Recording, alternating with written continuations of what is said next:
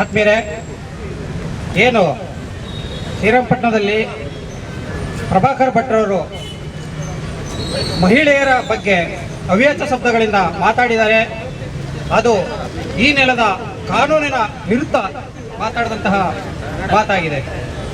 ಸಂವಿಧಾನದ ಆಶಯದ ವಿರುದ್ಧ ಮಾತಾಡಿದಂತಹ ಮಾತಾಗಿದೆ.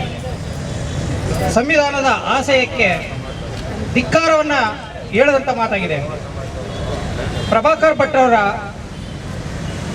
ಒಂದು ಮನುವಾದದ ಮೈಂಡ್ ಇದೆಯಲ್ಲ, ಆ ಮನುವಾದದ ಮೈಂಡನ್ನು ತೆಗೆದು ನೋಡಿದ್ರೆ ಯಾರು ಯಾರಿಗೆ ಮಹಿಳೆಯರಿಗೆ ಗೌರವ ಕೊಡ್ತಿದ್ರು, ಯಾರು ಕೊಡ್ತಿರಲಿಲ್ಲ ಅನ್ನೋದನ್ನ ಈ ದೇಶದ ಇತಿಹಾಸ ಹೇಳುತ್ತೆ. ಆ ಇತಿಹಾಸನ ನಾವು ತಿಳ್ಕೊಂಡ್ರೆ ಸಾಕು.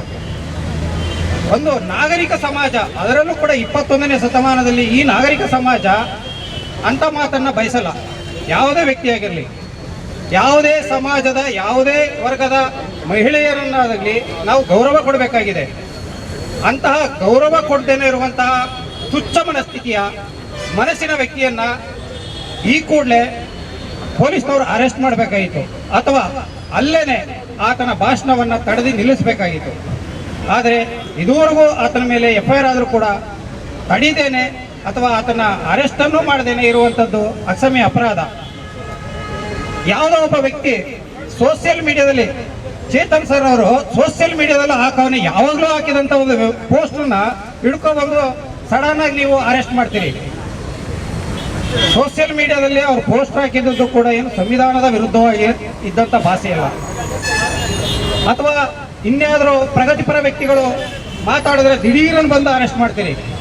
ಆದರೆ ಈ ದೇಶದ, ಈ ನೆಲದ, ಈ ಸಂವಿಧಾನದ ಆಶಯಕ್ಕೆ ವಿರುದ್ಧವಾಗಿ, ಈ ಸಂವಿಧಾನದ ಅಡಿನಲ್ಲಿ ಬದುಕ್ತಿರ್ತಕ್ಕಂಥ ವ್ಯಕ್ತಿ ಅದರ ವಿರುದ್ಧ ನಡೀತಾ ಇದ್ರು ಕೂಡ ಈ ನೆಲದಲ್ಲಿ ಕೋಮು ಸೌಹಾರ್ದತೆಯನ್ನು ಕದಲ್ತಾ ಇದ್ರು ಕೂಡ ನೀವು ಯಾವುದೇ ಕ್ರಮವನ್ನು ಕೈಗೊಳ್ತಾ ಇಲ್ಲ ಅಂದರೆ ಇದೊಂದು ವಿಪರ್ಯಾಸ ಅಂತ ಹೇಳಬೇಕಾಗಿದೆ. ಆ ಕಾರಣಕ್ಕೋಸ್ಕರ ದಯಮಾಡಿ ಆ ಪ್ರಭಾಕರ್ ಭಟ್ರವ್ರನ್ನ ಕೂಡಲೇ ಬಂಧಿಸಬೇಕು, ಬಂಧಿಸಿ ವಿಚಾರಣೆಗೊಳಪಡಿಸಬೇಕು ಅಂತ ಬಹುಜನ ಸಮಾಜ ಪಾರ್ಟಿ ಆಗ್ರಹಿಸುತ್ತೆ. ಅದೇ ರೀತಿಯಲ್ಲಿ ಈ ಒಂದು ಪ್ರತಿಭಟನೆಗೆ ಈಗಲೂ ಕೂಡ ಮುಂದೆನೂ ಕೂಡ ನಾವು ಬೆಂಬಲವನ್ನು ಕೊಡ್ತೀವಿ. ಯಾವ ಕಾರಣಕ್ಕೋಸ್ಕರ ಅಂತಂದರೆ ಈ ದೇಶದ ಪ್ರತಿಯೊಂದು ಮಹಿಳೆಗೂ ನಾವು ಆತ್ಮಗೌರವವನ್ನು ಕೊಡಬೇಕಾದಂಥದ್ದು. ಬಾಬಾ ಸಾಹೇಬ್ ಅಂಬೇಡ್ಕರ್ ಅವರು ಮಹಿಳೆಯರಿಗೆ ಕೊಟ್ಟಂಥ ಗೌರವ ಈ ಜಗತ್ತಿನಲ್ಲಿ ಇನ್ಯಾರು ಕೊಟ್ಟಿಲ್ಲ. ಅಂತಹ ಬಾಬಾ ಸಾಹೇಬ್ ಅಂಬೇಡ್ಕರ್ ಅವರ ಮೊಮ್ಮಕ್ಕಳಾದ ನಾವು ಮಹಿಳೆಯರಿಗೆ ಎಲ್ಲೇ ಕೂಡ ಶೋಷಣೆಗೊಳಗಾದರೆ ಅಥವಾ ಯಾವುದೇ ರೀತಿಯಾದಂತಹ ದೌರ್ಜನ್ಯಕ್ಕೊಳಗಾದರೆ ನಾವು ಬೆಂಬಲವನ್ನು ಕೊಡ್ತೀವಿ, ಈಗಲ್ಲ ಮುಂದೆನೂ ಕೊಡ್ತೀವಿ ಅಂತ ಹೇಳ್ತಾ ನನ್ನ ಮಾತು ಮುಗಿಸ್ತಾ ಇದ್ದೀರಿ. ಜೈ ಭೀಮ್, ಜೈ ಭಾರತ್.